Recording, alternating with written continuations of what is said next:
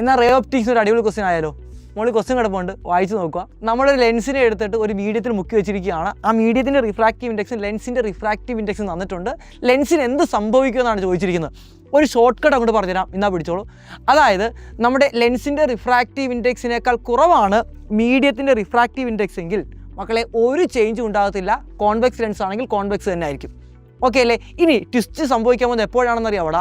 നമ്മുടെ ലെൻസിൻ്റെ റിഫ്രാക്റ്റീവ് ഇൻഡെക്സിനേക്കാൾ കൂടുതലാണ് മീഡിയത്തിൻ്റെ refractive index എങ്കിൽ ട്വിസ്റ്റ് സംഭവിക്കാൻ പോകുന്നു. എന്താണ് സംഭവിക്കുന്നത്? The refractive index of lens is less than medium ആണെങ്കിൽ എന്ത് സംഭവിക്കും? നമ്മുടെ ലെൻസ് ചെറുതായിട്ടൊന്ന് ട്വിസ്റ്റ് ചെയ്യും.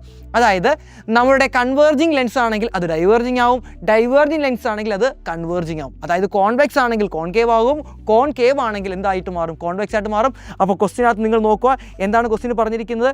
യെസ്, ഈ ക്വസ്റ്റിനകത്ത് പറഞ്ഞിരിക്കുന്നു നമ്മുടെ മീഡിയത്തിൻ്റെ റിഫ്രാക്റ്റീവ് ഇൻഡെക്സ് കൂടുതലും ലെൻസിൻ്റെ റിഫ്രാക്റ്റീവ് ഇൻഡെക്സ് എന്താണ്? കുറവാണ്. എങ്കിൽ ഇപ്പോൾ നമ്മുടെ കയ്യിലിരിക്കുന്ന കോൺവെക്സ് ലെൻസ് എന്തായിട്ട് ആക്ട് ചെയ്യും? കോൺകേവ് ലെൻസായിട്ട് എന്ത് ചെയ്യുന്നു? ആക്ട് ചെയ്യുന്നു.